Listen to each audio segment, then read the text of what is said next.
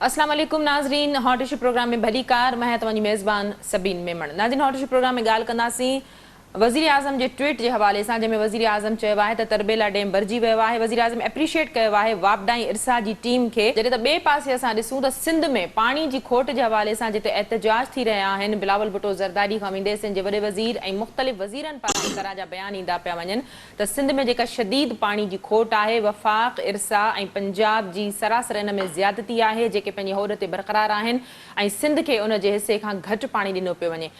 Link कैनालनि के हवाले से बि शदीद तहफ़ुज़ात ऐं एतिराज़ वारिया विया। इन ते बि ॻाल्हाईंदासीं। इन खां अलावा ॻाल्हाईंदासीं सिंध में हिन वक़्तु चई सघिजे थो त सियासी तौर सरगर्मियूं शुरू थी चुकियूं आहिनि। इहे ईंदड़ आम चूंडुनि जूं तयारियूं आहिनि।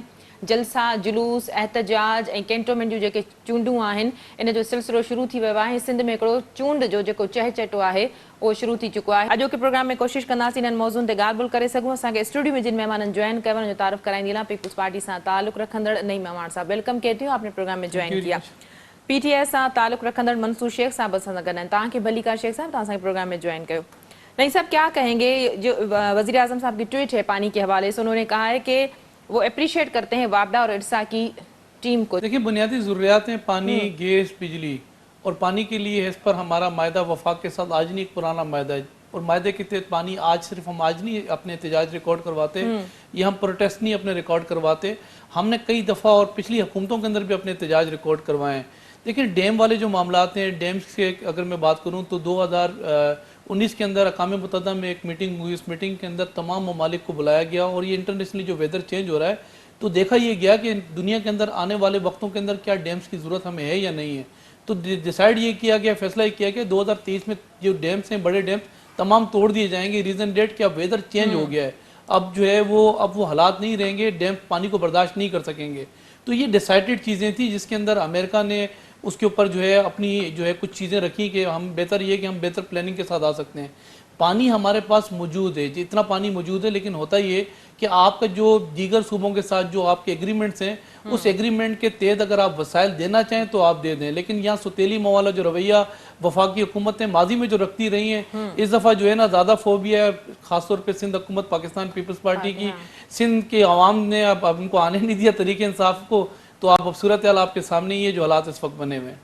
शेख साहब, छा चवंदो पानी की खोट के हवाले से, जिते पीपल्स पार्टी पारां इन्हनि सभिनी मामलनि ते 25 सितंबर खां एहतजाज जो ऐलान किया है, तो उते इन तरह की ट्वीट्स भई मुल्क में पानी की सूरत हाल हाँ बेहतर है। सिंध में तो कोन्हे न, सिंध पानी की खोट के फेस करे रहियो आहे, इंटरनल जी न, मथा जो पानी अचे थो उन जे हवाले से मूंखे ॿुधायो। ॻाल्हि इहा आहे त साईं ॻाल्हि कई पानी, बिजली, गैस ऐं बुनियादी तौर ते साईं असुल ते त ॻाल्हाई कोन्हे, जिते लोकल गवर्नमेंट हूंदी आहे, जिते सिहत जो निज़ाम बुनियादी शयुनि में थो अचे, तालीम, हिननि खंडात करे छॾियो आहे सिहत ऐं तालीम जे निज़ाम खे।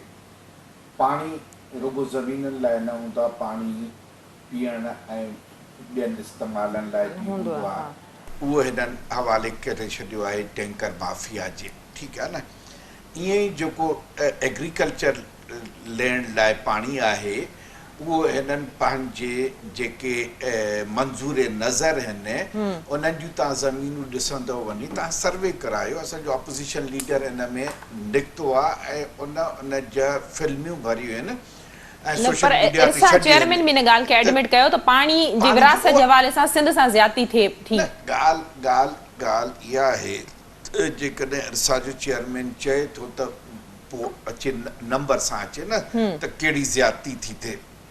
ठीकु आहे, कॾहिं कॾहिं पंजाब ज़्यादती करे वेंदो आहे, लिंक कैनाल्स खोलींदो आहे ऐं उन ते सिंध जो भरपूर एहतजाज हूंदो आहे ऐं उन में असां बि उन सां गॾु हूंदा आहियूं। चए त जिते धरती माउ जो सर्वाइवल जो मामिलो हूंदो त उहो असां गवर्नमेंट ऐं अपोज़िशन खे न ॾिसंदासीं, जिते ज़्यादती थींदी उते खड़ा थी बीहंदासीं। पर ॻाल्हि इहा आहे त हीअ पंहिंजे निज़ाम खे न जॾहिं त हिन जी मॉरल करेज ख़तमु थी वई आहे, हिते हिननि जी पंहिंजी डिस्ट्रीब्यूशन ठीकु न आहे। ठीकु आहे न, हर शइ में हिननि माफ़िया लॻाए छॾिया आहिनि। जिते एजुकेशन में तव्हां ॾिसो त घणा 100 अरब ख़र्च थी चुका आहिनि ऐं स्कूलनि जी उहा ई हालत आहे त काई जेको आहे सो कोई सरकारी स्कूल में पढ़ाइण लाइ तयारु न आहिनि। सिंध वाहिद सूबो आहे जे रेज़िस्ट कयो आहे त जेको यूनिफॉर्म पंहिंजो एजुकेशन पॉलिसी हुजे प्राइवेट ऐं जेको आहे सो सरकारी पॉलिसी ते ॻाल्हि इहा आहे त हिननि खे रुॻो इख़्तिलाफ़ करणु थो अचे ऐं पाण खे सुधारण लाइ तयारु कोन्हनि त ॻाल्हि इहा आहे त तव्हां पाण इहा ॻाल्हि मञी त पाणी जे हवाले सां कॾहिं कॾहिं पंजाब ज़्यादती करे थो वञे, तव्हां इहा ॻाल्हि मञी न, उहा ई ॻाल्हि करे थो न जॾहिं करे थो त असां सम्झो त हिननि सां गॾे बीठा आहियूं, ज़्यादती बर्दाश्त न कंदासीं। सिंध जे लाइ असां प्राइम मिनिस्टर सां बि ॻाल्हाईंदा आहियूं, पाणी जे लाइ फेडरल गवर्नमेंट सां बि ॻाल्हाईंदा आहियूं ऐं उनखे ज़्यादती जी रोकण जी कोशिशि कंदा आहियूं। तंहिं करे तव्हां ॾिसो त जेको अरसा आहे उन में सभिनी जीअं सेनेट इक्वली आहे, अरसा इन जे करे जोड़ी वई आहे। त पर तव्हां जेके हिते गवर्नेंस कयो था, जिते हुकूमत कयो था न, तव्हांजो इख़्लाक़ बुलंद हुजे न, तव्हांजूं जेकॾहिं घटि वधायूं न हुजनि, तव्हांजूं चोरियूं न हुजनि, त तव्हांजो पोइ मुक़ाबिलो करण जी पोज़ीशन में बि हूंदो।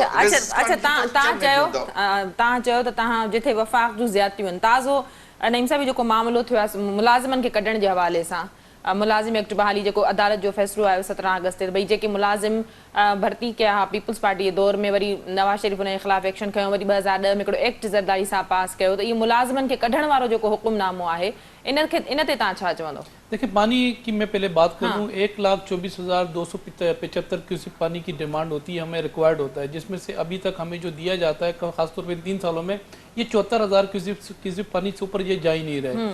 और बात ये है कि ये इनका एक मिशन था, इनका एक विजन था कि हम आएंगे तो इस मुल्क को जो है वो 1 करोड़ नौकरियां देंगे, 50 लाख मकान देंगे, गवर्नर हाउस को गिराएंगे, लाइब्रेरी बनाएंगे, पीएम हाउस को गिराएंगे, यूनिवर्सिटी बनाएंगे, IMF के पास नहीं जाएंगे, खुदकुशी करेंगे। ये इनका एक विजन था कि हम करप्शन खत्म करेंगे इस मुल्क से। करप्शन खत्म नहीं की, इस मुल्क में 4% करप्शन बढ़ी है। मेरा भाई खुद भी इत्तेफाक करेंगे शेख साहब, इन्होंने कहा था हम बेरोजगारी खत्म करेंगे, मैं नहीं कहता, असद उमर साहब के अल्फाज हैं कि 1 करोड़ 19 लाख लोग इस वक्त बेरोजगार हैं। इन्होंने कहा था कि हम लोगों को वसाइल देंगे, नौकरियों की बातें इन्होंने की थी। और आज मैं अगर बात करूं तो ये सुतेली मावाला रवैया जिस तरीके से रखा हुआ, इनको और दीगर मिल्स नजर नहीं आती हैं। कभी आते हैं स्टील मिल में 10,975 मुलाजमीन को ये बेरोजगार करते हैं। और ये खुद असद उमर के अल्फाज थे, आज से जब हुकूमत में ये नहीं थे, हम जब आएंगे तो ऑन कैमरा मुझे दिखाइएगा, मैं इसको खड़ा करके दिखाऊंगा, इसको चला के दिखाऊंगा। और आज क्या सूरत हाल है, आज जब हमारे क्योंकि बहुत सारी चीजें ऐसी होती हैं जिस पर बात हो जाए तो फिर बेग नहीं होती। अब देखिए, कोर्ट का फैसला है, ठीक है, लेकिन कोर्ट जाते जाते वो फैसला भी दे के चली गई, और जैसा फैसला दे के चले गए, और जो लोग इस वक्त बेरोजगार हुए वो एक बंदा बेरोजगार नहीं हुआ। बाकी फैसले तो नहीं मानने, लेकिन ये फैसला जो सिंध से मुलाजमों वाला, ये तो जल्दी माना जाता है। शेख साहब तव्हां हाणे ॻाल्हि कई त भई सिंध में बिजली जो मसलो आहे, गैस जो मसलो आहे, पानी जो, असल में देखिए 3 जो मेजर चीजें ना, पानी, बिजली, गैस, ये हमें वफाक देता है। अभी बुनियादी चीजों की तो बाद में बात करेंगे। अस्पताल हो गए, ये आते हैं डाके मारते हैं, अस्पताल हमसे छीनते हैं, ये आते हैं हमारे जजीरों पे कब्जे करने की बातें करते हैं, ये आते हैं PI ले जाने की बातें करते हैं, ये आते हैं स्टील मिल में लोगों को बेरोजगार करने की बातें करते हैं। सिर्फ सिंध को ही क्यों टारगेट बनाया जा रहा है? ये सवाल मेरा नहीं, ये अवाम का सवाल है इनसे कि खुदाया बात ये, अगर सिंध वालों ने अगर आपको वोट नहीं दिया, या यहाँ आप इलेक्ट नहीं हुए, या आप सेलेक्ट नहीं हुए, तो इसमें कसूर अवाम का क्या कसूर है? बात ये कि आए हम तो पहले दिन नेशनल असेंबली के फ्लोर पे बिलावल भुट्टो साहब ने कहा था हम मिल के काम करते हैं, हम मिल के आगे बढ़ने के लिए तैयार हैं, लेकिन यहाँ इनका ऑब्जेक्टिव ही नहीं है काम करने का। रोज नहीं कोई नई मंतक ये लोग पैदा करते हैं, और अपनी जो इनकी सिमत उसमें सड़ जाते हैं ये लोग। जी शेख साहब, ॻाल्हि इहा आहे त पहिरियों त सिंध जे अवाम साईं जी ग़लति फहमी आहे त PTI खे वोट न ॾिनो आहे, तव्हां PTI जो वोट कढो, ठीकु आहे न। जेकॾहिं नंबर ऑफ सीट्स में ईंदो त असांखे 24 MP जी सीटूं मिलियूं आहिनि। तव्हांखे त पंजाब में ॾिसो त 1.5 सीट मिली आहे न, जिते तव्हां गवर्नमेंट कंदा आहियो। त इहो वोटनि जो कंपेरिज़न न कयो। सिंध जे अवाम बि मैंडेट ॾिनो आहे, ऐं कराची सिंध आहे, ईअं न आहे त कराची सिंध न आहे। त मैंडेट हिते आहे, ऐं नेक टू नेक फाइट भी थी आहे इंटीरियर सिंध में, ऐं 24 सीटूं सूबे में वॾी ॻाल्हि ईंदियूं आहिनि। ऐं तव्हांजूं तक़रीबन कोई 16-17 असांजूं MNA जी सीटूं आहिनि। ॻाल्हि इहा आहे त पंहिंजो जेके तव्हां बेरोज़गारी जी ॻाल्हि कई त इम्प्लीमेंटेशन जी, ॾिसो कोर्ट ऑर्डर तव्हां ॿुधायो त कहिड़ो इम्प्लीमेंट न कयो आहे, ठीकु आहे न। अञा त जेको आहे हिननि रुॻो सुई गैस ऑर्डर कढियो आहे, ॿिया अञा के ऑर्डर्स न निकिता आहिनि। 18,000 अंग आहे टोटल मुख़्तलिफ़ इदारनि मां, जेके 11 आहिनि, 5 बि हुआ जेके वरी आहिनि। ॻाल्हि इहा आहे त जीअं असां नवाज़ शरीफ़ वांगुरु ज़ुल्म न कयो आहे, त नवाज़ शरीफ़ त इन्हनि खे टर्मिनेट फ्रॉम द सर्विस कयो, ठीकु आहे न, अचो वरी तव्हां बहाल कयो।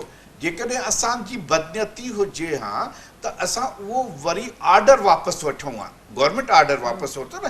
हे त कोर्ट जो फैसलो आहे। तव्हां इहा ॻाल्हि कई त सिंध में जेके मामला थियनि था, तव्हां सम्झो था इहा सिंध जी अपॉइंटमेंट आहे। पीपल्स पार्टी जे दौर में ई अपॉइंटमेंट्स थियूं हुयूं, पीपल्स पार्टी जे दौर में थियूं। हाणे उन्हनि माण्हुनि जी उमिरि छा वञी बची आहे, इन उमिरि में उहे माण्हू जेकॾहिं बेरोज़गार थींदा। तव्हां मूंखे ॿुधायो त इन में गवर्नमेंट छा थी करे सघे, ठीकु आहे न।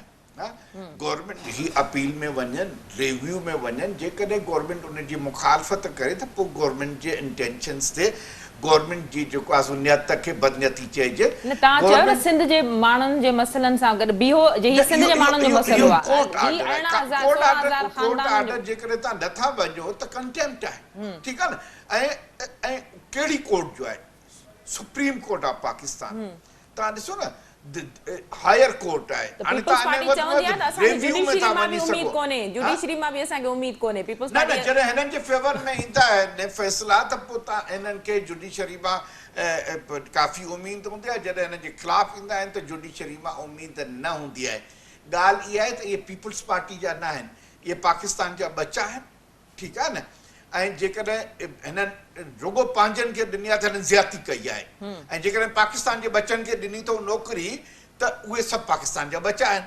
ऐं असां उन जी का बि हिमायत इन फ़ैसिले जी न कई आहे, पर कोर्ट ऑर्डर्स में तव्हांखे कॾहिं कॾहिं जेको आहे सो सरेंडर करिणो थो पए गवर्नमेंट खे। ऐं असां घणियूं शयूं असांजे मुताबिक़ नथियूं थियनि, ठीकु आहे न। जिते कोर्ट ऑर्डर अचनि था त उहो गवर्नमेंट हिन हुकूमत में केतिरा माण्हू बेरोज़गार थियनि, हिन हुकूमत में मुख़्तलिफ़ इदारनि मां माण्हुनि खे कढियो बि वियो आहे। असल में ॾिसो न ॾिसो तव्हां फ़र्क़ु तव्हां ॾिसो न, नवाज़ शरीफ़ माण्हू कढिया, ठीकु आहे न, जेके ऐं अचण सां कढिया हुयईं। जेकॾहिं असांखे कढणा हुजनि हा त असां हुन ते कमेटी विहारियूं हा, रिव्यू कमेटी। असां कोन विहारियोसीं, असां 80 कोर्ट में कोन विया आहियूं। कोर्ट असांजे हुकूमत खां अॻु में कोर्ट में केसिस वियल आहिनि। हाणे कोर्ट फ़ैसिलो ॾिनो आहे, इहो इल्ज़ाम तव्हां पीटीआई ते हणो त वॾी ज़्यादती आहे। असल में देखें बात पता है क्या है, यहाँ इस मुल्क के अंदर ये पार्लियामेंट को खुद लानतें भेजते थे, पार्लियामेंट के अंदर कोई चीज़ आने ही नहीं देते। आप ये देखें कि सदर पाकिस्तान ने कितने जो है वो ऑर्डिनेंस निकाले, और ऑर्डिनेंस पे ऑर्डिनेंस, और जो चीज़ें रह जाती हैं वो ये कोर्ट से अपनी जो है वो चीज़ें अपनी फुलफिल करा के वो इम्प्लीमेशन कराने की कोशिश करते। एग्रोचमेंट मैक्सिमम अगर हुई है तो इस सिंध के अंदर हुई है। मुझे बताएं कितनी एग्रोचमेंट ये पंजाब के अंदर उन्होंने की? क्या वहाँ एग्रोचमेंट नहीं थी? वहाँ गरीबों के पतारे नहीं थे? वहाँ अमीरों के बंगले लोगों के बाहर नहीं थे? क्या दुकानें लोगों की बाहर नहीं निकली हुई थी? सिर्फ टारगेट सिंध ही क्यों है? और ये बात कर रहे हैं कराची, तो मैंने किस दिन कहा और कब कहा कि कराची सिंध से अलग है? हम तो सिंध का जो है वो कैपिटल है। दूसरी बात मैं इनकी थोड़ी सी याददाश्त दुरुस्त करा दूं, इनके एमपी जो है वो 24 नहीं, इनके 28 एमपी हैं। 40 एमपी में से 28 एमपी 40 में से, और इनके जो एमएनए वो 21 में से 14 एमएनए कराची से मौजूद हैं। इसी कराची से सदर पाकिस्तान, इसी कराची से गवर्नर है, इसी कराची से वजीर आजम को भी आवाज लगी थी। लेकिन बदकिस्मती जिन लोगों ने आवाज लगाई थी, जिन लोगों ने आवाज लगाई थी, आई सीरत आई करा के इन्होंने जिस तरीके से कराची से लेकर जो है वो गिलगित तक लोगों की हुई निकाली है। अब तो लोग भी कहते हैं खुदाया पुराना पाकिस्तान लौटा दे। अभी इश्यूज बात पता है क्या, हम कहते हैं बात ये है कि अगर कोई चीज़ है तो पार्लियामेंट किस लिए बनी है, पार्लियामेंट किस बुनियाद पर बनी है, वहाँ इश्यूज हम डिबेट करें, वहाँ हम लोगों को रोज़गार दें। देखें हमें भी हालात मिले थे, हमने भी पाकिस्तान की जो है वो जिम्मेदारी ली थी, हमें भी मेशत ख़राब मिली थी। पाकिस्तान पीपल्स पार्टी को भी मुल्क के अंदर जो हालात मिले थे, यहाँ सूरत हाल ठीक नहीं थी, इस कराची के हालात ठीक नहीं थे, ट्रेनें टाइम पर नहीं आती थी, बिजली नहीं थी, लाइट नहीं थी। और उस वक्त भी हमने सबसे पहले अगर ख्याल किया पाकिस्तान पीपल्स पार्टी की हुकूमत ने, तो सबसे पहले गरीबों का ख्याल किया। 120% लोगों की तनख्वाहें इंक्रीज की, इस मुल्क को जो है सीपेक जैसा तोहफा दिया। इस मुल्क को अंदर हमने कोशिश किया कि गरीबों तक हम गरीबों की हाय ना लें, गरीबों की बदवाएं ना लें। लेकिन आज सूरत हाल कहाँ बन गई है? 1 करोड़ नौकरियां अगर नहीं देनी है आपने तो आप ना दें। खुदाया ये जिन लोगों को आप एक गरीब को अगर आप नौकरी से निकालते हैं तो एक गरीब को आप नहीं निकालते हो, आप पूरे खानदान को निकालते हो। अभी मैं स्टील मिल की बात करूं, अब क्या हुआ, उनको 19 लाख रुपए का चेक दिया, उनसे घर भी छीन लिया, उनसे मेडिकल की फैसिलिटीज भी छीन ली, बच्चों से स्कूल भी छीन लिए। वो एक घर बेरोजगार नहीं हुआ, پورا خاندان پورا بے روزگار خاندان ہوا. ہو جاتا ہے. تو اس کے اوپر کتنی کمیٹیاں بن گئیں, اس کے اوپر بھی انہوں نے کہا کہ ہم کمیٹی بنانے جا رہے ہیں, ان کو ہم کہیں روزگار ایڈجسٹ کریں گے. صرف سندھ کے ساتھ کیوں فوبیا ہے؟ سندھ میں کہہ رہا ہوں نا, سندھ کے ساتھ ایسا کیا سندھ نے غلطی کر دی ہے؟ سندھ کی عوام نے غلطی کر دی ہے. اگر آپ یہاں آ گئے ہیں سندھ کے اندر تو خدایا ہم کہتے ہیں بات یہ ہے کہ لوگوں کو ہم وسائل دیں. ہم وسائل ویسے بہت زیادہ ہیں یہاں. بات یہ کرونا جیسی عالمی وبائیں موجود ہیں, نگانی آفات اس ملک کے اندر آ جاتی ہیں, لیکن بات یہ کہ وزیر اعظم صاحب یہ ان کی بات یہ کہ پوری ٹیم مسئلہ یہ ہے کہ انجن نیا ہے, بگیاں ساری پرانی ہیں اس ملک کے اندر, وزیر اعظم نیا ہے, سارے پرانے لوگ ہیں. اب پرانے لوگ جو ہے وہ اپنے وسائل جو ان کو ملے ہوئے اس وسائل میں رہ کے وہ حلقوں میں چلے جاتے ہیں, لیکن ان کو فکر نہیں ہے. عوام کوئی سمندر میں چھلانگ مارتی ہے, کوئی جو ہے وہ مرتا ہے مرے, لیکن ان کو کوئی پرواہ نہیں ہے کہ کسی بھی قسم کی بات کریں, کسی چیز کے اوپر, کسی ایجنڈے پہ بات کریں. پانی کے اوپر ہم تو میں کہہ رہا ہوں نا, ہمیں پانی نہیں دے رہے, ہمیں گیس نہیں دے رہے, بجلی نہیں دے رہے ہیں. یہ میرے سامنے ساتھ بیٹھے ہوئے شیخ صاحب, مجھے بتائیں کیا معاہدے کتنی چیزیں مل رہی ہیں؟ یہ خود بھی اس سندھ کے شہری ہیں. کس دن یہ نکلے عوام کے ساتھ آگے کھڑے ہوئے ہیں کہ ہاں جی وفاقی حکومت جو ہے وہ چیزیں نہیں دے رہی ہے, جو چیزیں ہمیں بنیادی چیزیں چاہیے. لیکن فردوس صاحب کھڑے تھے نا, تو وہ بیچارے ان کا کیا, ان کا فردوس صاحب کھڑے تھے, ان کا شہزاد قریشی جو تھا پچھلی بارشوں کے اندر, شہزاد قریشی نے کہا کہ اپنی حکومت سے ہاتھ جوڑا, حالانکہ خود وہ سی بی سی کے اندر وہ رہتا ہے, وہاں کا ایم پی ہے. اس نے وزیر اعظم کو کہا خدا کے لیے ڈوب گیا سب کچھ. سر صدر پاکستان یہاں سے تقریباً ایم پی ایم این اے سر یہاں سے, ہمیں لوگ جو ہے وہ بعد میں ہمارے ساتھ ٹھیک نہیں کریں گے. تو یہ ساری صورتحال ہے. یہ بیس لیس کیوں ہے؟ بات یہ کہ ان کے پاس اختیارات کیوں نہیں ہے. ہوتا یہ ہے کہ جو الیکٹڈ ہوتے ہیں نا ان کے پاس جو ہے وہ جو اختیارات ہوتے ہیں, سلیکٹڈ کے پاس اختیارات نہیں ہوتے. وہ سلیکٹڈ جو ہے وہ ایک دائرہ کار میں رہتے ہیں, اور دائرہ کار کیا ہے نہ, یہ بات یہ ہے کہ اپنی مرضی سے کچھ ملک کے اندر کوئی فیصلے کر سکتے ہیں. ابھی کورٹوں کی بات کریں, عدلیہ کیا توڑے سارے ہماری اپوزیشن کے لیے بچے ہوئے ہیں. ہمارے خلاف نیب, حالت یہ کہ نیب کے کیس ہمارے خلاف بعد میں بنتے ہیں, پہلے ہمیں جیل میں بند کرتے تھے. ان کے جو جتنے پکڑے گئے ہیں شوگر مافیا, ان کے جتنی ادوات مافیا, ان کے آٹا مافیا, آج ان کی اسمبلیوں میں ان کے ساتھ بیٹھے ہوئے ہیں.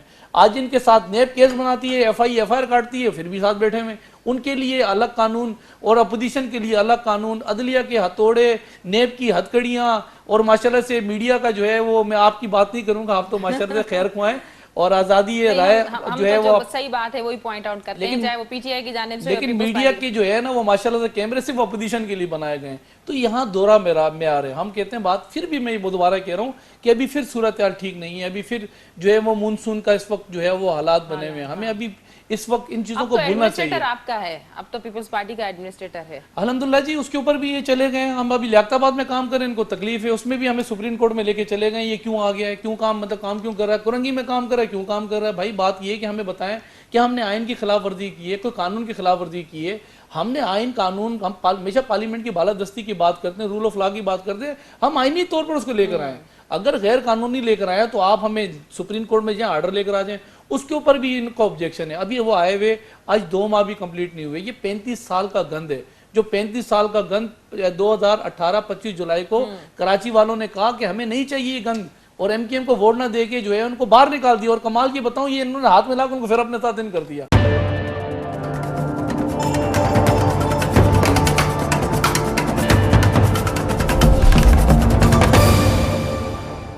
جی شیخ صاحب, بات یہ ہے کہ یہ کہہ رہے ہیں کہ جی ہم قانون اور آئین کے مطابق اپوائنٹمنٹ ہے ایڈمنسٹریٹر کی.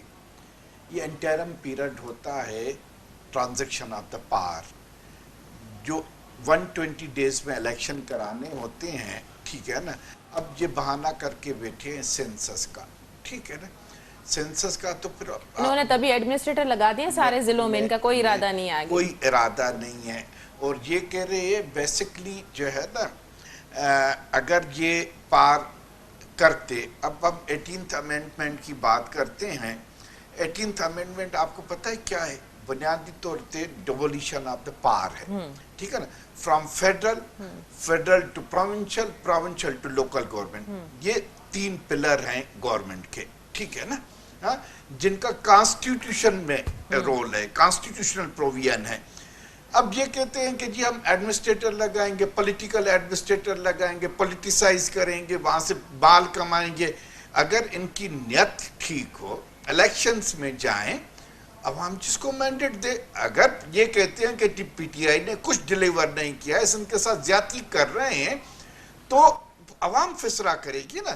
جمہوریت کس کو کہتے ہیں؟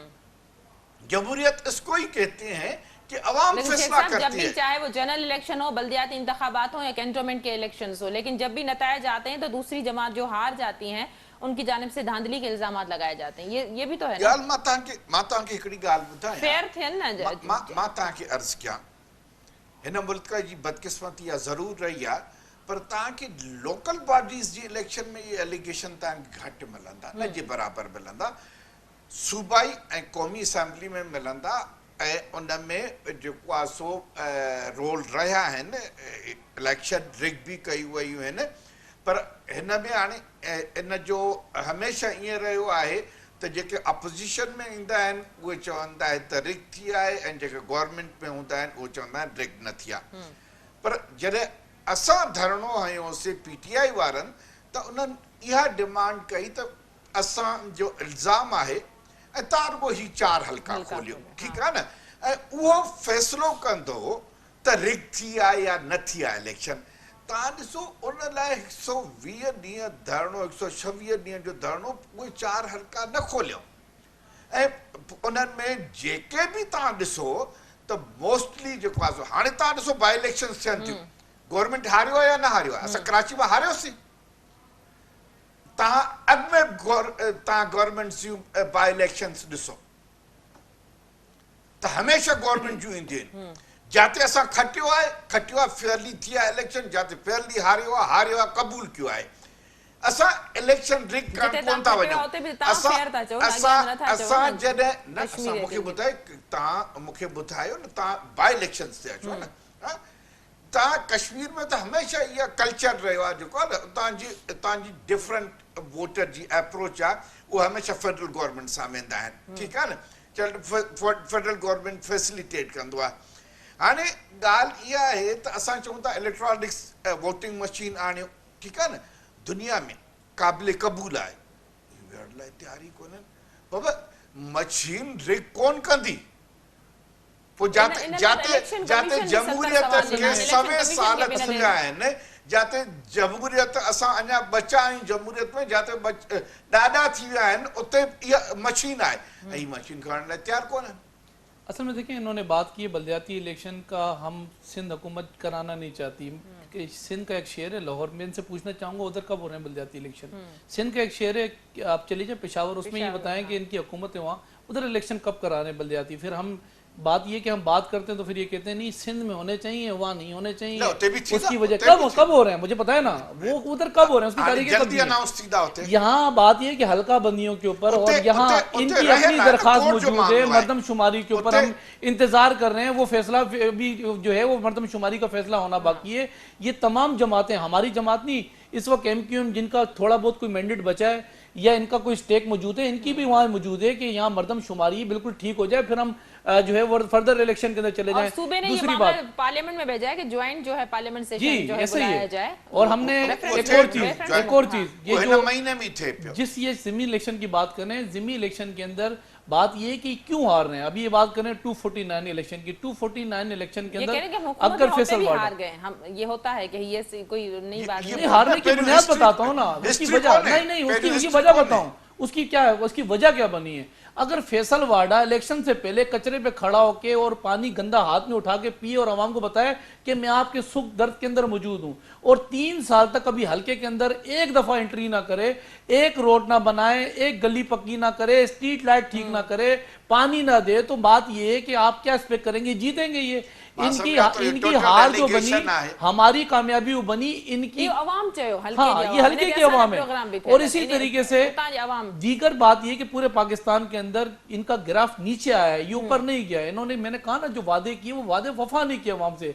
अब जहां जहां इलेक्शन हो रहे हैं, और ये बात करें कश्मीर के अंदर वफाक की तरफ देते हैं, तो कश्मीर में आपको कौन सी 2 अक्सरियत मिली है? पाकिस्तान के अंदर जब से पाकिस्तान बना है, वफाक में जब भी हुकूमत रही 2-3 अक्सरियत बनाई है, नहीं मिली इनको। गिलगित के अंदर इनके साथ यही हुआ। और अभी सूरत हाल ये है कि जो अभी आगे इलेक्शन होने वाले हैं, जिन इलेक्शन के अंदर ये आगे बढ़ के आगे कोशिश कर रहे हैं, इनको अपने कैंडिडेट मिलने के लिए तैयार नहीं है। सूरत हाल ये है कि इनका कैंडिडेट दूर नहीं जाए, सिंध का वजीर आला था अरबाब रहीम, अरबाब रहीम को एक छोटे लड़के ने हमारे शिकस्त दी और उनकी जमानतें जब्त करने के ऊपर चले गए, और ये अकेले इलेक्शन कंटेस्ट नहीं कर रहे थे।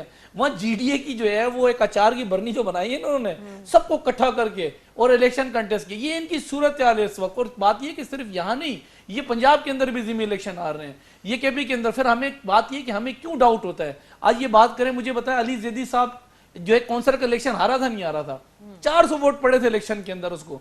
आपके कैंटोनमेंट के इलेक्शन में 400 वोट जो है वो काउंसलर नहीं बना था, और जो है जनरल इलेक्शन के अंदर वो एमएनए बन गया।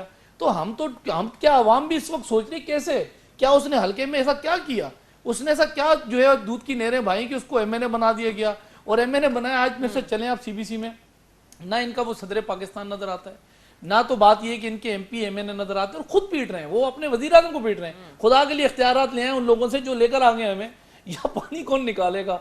यहाँ एक महीना पिछले साल लोगों की लाइट नहीं थी डीएचए के अंदर, एक हफ्ता लोगों के पास बात ये कि वहाँ जो है वो पानी नहीं निकला था। ये सिंध गवर्नमेंट थी, अगर साथ खड़ी नहीं होती तो कैंटोनमेंट के अंदर मैं आपको बताऊँ वो सूरत हाल इनकी बनती, ये घरों को नहीं जा सकते थे। और यही हालात पूरे पाकिस्तान में बन चुके हैं इस वक्त। इनके पास जो सूरत हाल बनी है, आज मुल्क की सलामती खतरे में खड़ी की, जेटीबी रेट का 5.8 को सिफर में ला के फेंक दिया, और मुल्क के अंदर जो है वो महंगाई कहीं 500 इशारिया कहीं पे बुलंद तरीन सतह पे लेके चले गए। यहाँ ना सोना छोड़ा, ना इन्होंने दालें छोड़ी, ना इन्होंने अदवात छोड़ी, कोई ऐसी चीज नहीं है जिस पर मेरे भाई खड़े होकर बात करें कि हमने बड़ा इस पे काम किया है। शेख साहब, प्रोग्राम जो वक्त भी महदूद है, बिलावल जे दौरे जे हवाले सां जेकॾहिं ॻाल्हि कजे, बिलावल भुट्टो ज़रदारी सॼी सिंध जा दौरा शुरू कया आहिनि। ॻाल्हि इहा न आहे, ॻाल्हि इहा आहे त पॉलिटिकल माण्हू आहे, पार्टी जो चेयरमैन आहे, ऐं उन जो कानूनी आइनी हक़ आहे, ऐं सिंध में हिननि जी हुकूमत आहे, ऐं जितां हिननि ही उमीद था कनि त वोट मिलंदी या असां पंहिंजे आवाम सां टच में अचूं, इहो पॉलिटिकल माण्हू जो कमु आहे। ऐं इन में काई बि कोन्हे, ही थी सघे थो त इलेक्शन अॻिले जे लाइ तयारी कंदा हुजनि, जंहिं लाइ त आउट ऑफ टच रहियो आहे चेयरमैन साहिब जो, तव्हां ॾिसो हूंदो हिन बिलावल भुट्टो साहिब जो त 3 सालनि में पहिरियों दौरो आहे, ऐं इहो अहिड़े क़िस्म जो कंहिं डिस्ट्रिक्ट्स में ज़रूर बि आहे, पर जॾहिं बेनज़ीर भुट्टो साहिबा हूंदी हुई त इहे अक्सर दौरा कंदी, जॾहिं त उहा आवाम सां राब्ते में रहंदी। ज़ुल्फ़िकार अली भुट्टो साहिबु आवाम सां राब्ते में रहंदो, ऐं आवाम सां राब्ते में रहण जो हक़ आहे, उन में का मथां कोई आसमानी हिननि खे आवाम पारां मोट बि मिली आहे। आवाम पारां वोट तव्हां छा खे था चओ, बिलावल हिननि वटि हुकूमत आहे, वसाइल आहिनि, ठीकु आहे न, ऐं उतां जा मुंतखब नुमाइंदा बि आहिनि। हाणे वोट तव्हां उनखे चवंदो न जॾहिं अवाम फ़ैसिले जे वक़्तु वेंदो, ठीकु आहे न। हाणे त माण्हू कठे करण ऐं हुकूमती वसाइल हुजनि, तव्हांखे सॼी मशीनरी हुजे, ऐं उन माण्हू बि गॾु न कयो त सियासत ई छॾणु घुरिजे। असां ईअं किथे त चऊं त पीपल्स पार्टी जो 0 वोट आहे, असां था चऊं त वोट में घटिताई थी आहे। हाणे जीअं ही पंजाब मां ख़तमु थी आहे, केपीके में तक़रीबन वञी कुझु परसेंटेज पहुता आहिनि, इन्हनि में हाणे सिंध में बि हिननि जी डिक्लाइन थियणु शुरू थियो आहे, ठीकु आहे न। बलूचिस्तान में ही हमेशह 2 MPs जी शक्ल में हुया, त सिंध में ही जिते जेको हिननि जो किलो आहे न, पहिरियों हूंदो पंजाब किलो। शेख साहब, केरु नुक़सान पहुचाईंदो? पीपल्स पार्टी जो अल्टरनेट अहिड़ो सिंध में मज़बूत ॾिसो था छा? पीपी मुखालिफ़ इत्तेहाद माज़ी में बि घणेई जुड़िया, पर पीपल्स पार्टी खे को नुक़सान त न पहुचाए सघिया। हाणे अरबाब रहीम खे जेकॾहिं मुतहरिक कयो वियो आहे, तव्हां सम्झो था हिन जो पीपल्स पार्टी ते असरु पवंदो? न ॻाल्हि ॿुधो, अरबाब रहीम बि सियासी माण्हू आहे, ठीकु आहे न। सूबे डिस्ट्रिक्ट काउंसिल खां वठी चेयरमैन खां वठी चीफ मिनिस्टर ताईं तजुर्बो आहे, सियासी माण्हुनि सां हुनजो राब्तो आहे, ऐं जेके NTPPP फोर्सिस आहिनि ऐं जेके माण्हू दॿियल आहिनि उन्हनि खे हिमत ॾियण लाइ अंदरूनी सिंध में उन जा सुठा राब्ता आहिनि। त जेको हिन सूबे जो वज़ीर आला थियो आहे त उन जा ज़रूरु राब्ता हूंदा, त हू बि पॉलिटिकल एक्टिविस्ट आहे, बिलावल साहब बि पॉलिटिकल एक्टिविस्ट आहे, त सभिनी खे वञण जो हक़ आहे। वोट फ़ैसिलो कंदो, जमहूरियत जो बुनियादी रूह इहो आहे त वोट फ़ैसिलो कंदो आहे। न वोट घटि थिया आहिनि सिंध में, वोट मां तव्हांखे इलेक्शन ॿुधाईंदो न, ऐं हिननि खे फिफड़ी लॻी आहे न, तॾहिं त तव्हां वञणु शुरू कयो अथऊं, त हीअ सम्झनि था त वेझो इलेक्शन आहे त हाणे इन कॉन्टेक्ट रहूं, पर हिननि जी तबियत ऐं मिज़ाज में आहे कोन, इहो हिकिड़ो टूर करे वरी पोइ ॾिसंदो इलेक्शन में वेंदा। जी नईम साहब क्या कहें? असल में जिस तरीके से बताया कि ये पंजाब से सुखड़ गए और फिर केपीके में थोड़े से रह गए, बलूचिस्तान के अंदर सूरत हाल कुछ सीटें निकाल लेते हैं। मैंने तारीफ भी कि बिलावल साहब की दौरे की। तारीख उसको याद होगा, कभी पाकिस्तान पीपल्स पार्टी 4 सीटों पे थी पूरे पाकिस्तान से। कभी ऐसा होता था कि जी भुट्टो जब बोलते थे ना हमें कोड़े मारे जाते थे। आज 99 सीटों से सिंध के अंदर अल्हम्दुलिल्लाह इलेक्ट्रिक जमात है, इलेक्ट्रिक जो है वो एक पार्टी है यहाँ। अल्हम्दुलिल्लाह मैं प्राउड है इस बात का। देखिए बिलावल भुट्टो साहब ने जब टिकट दिया था ना, हर कैंडिडेट को कहा था इस टिकट से वफा करनी है, और वफा का आज तरीकेकार क्या है। देखिए एक लीडरशिप है ना, आज तमाम वो लीडरशिप उनके हलकों में जाके मॉनिटर कर रही है, उनके हलकों की को देख रही है कहीं कोई गड़बड़ तो नहीं है, लोगों के साथ घुल मिल के उनके मसाइल को हल करने की तरफ जा रही है, और एक अच्छा एक स्टांस जा रहा है पूरी पाकिस्तान के अंदर। ऐसा नहीं है, पिछले साल भी गए थे और बारिशें जब हुई तो हमारा लीडरशिप तकरीबन बिलावल साहब वहाँ होता ही ये था कि मैं आपको बताऊँ, वो कहते थे कि मैंने मीरपुर जाना है, और मीरपुर में शायद हो सकता है कि कुछ लोग थे वो तैयारी करते थे, तो वो लोग जो है वो किसी और रूट पे चले जाते बिलावल साहब। तो ये एक तरीक़ेकार बेहतरीन तरीक़ेकार था जिस पर अल्हम्दुलिल्लाह बात ये है कि आलमी नगानी आफात से भी हम निकले, और जितना जल्दी निकले पूरा सिंध की जो सूरत हाल थी, और हम तो जल्दी हम निकल गए उन चीज़ों से। दूसरी बात ये रही कि देखें बात ये कि पीपल्स पार्टी जो है वो पार्टी है जिसने इस जमहूरियत की खातिर अपनी कुर्बानियाँ दी हैं, और कुर्बानी का उसी का तलसलसल है कि बात ये है कि आज भी पाकिस्तान पीपल्स पार्टी, चाहे वो कुर्बानियों में जुल्फ़िकार अली भुट्टो, शहनवाज भुट्टो, मीर मुर्तज़ा भुट्टो, चाहे बेनज़ीर शहीद बेनज़ीर भुट्टो, तो हम बात ये है कि हम जो है ना अवामी सियासत करते हैं और अवाम की खिदमत को जो है हम यकीन रखते हैं, और अवामी खिदमत के लिए ही एक जो है वो लीडर निकला है, और इंशाअल्लाह ताला बात ये है कि निकला है तो ये अवाम जो है वो हमसे खुल मिल रही है, और मसाइल भी साथ साथ हल हो रहे हैं। बहरहाल आवाम लाइ सुठो सवण आहे त उन्हनि जा चूंडियल नुमाइंदा उन्हनि जे विच में हुजनि इन बहाने सां, चाहे वो बलदियाती चूंडनि जो चहचट हुजे या ईंदड़ आम चूंडनि जे हवाले सां तयारी हुजे। वॾी महिरबानी तव्हां ॿिन्ही महिमाननि जी तव्हां जो प्रोग्राम में जॉइन कयो। नाज़रीन हॉट इशू प्रोग्राम जे वक़्तु पिण ते पंहिंजी पुॼाणी ते पहुतो। ईंदड़ प्रोग्राम ताईं ॾींदा इजाज़त। अल्लाह वाहिद।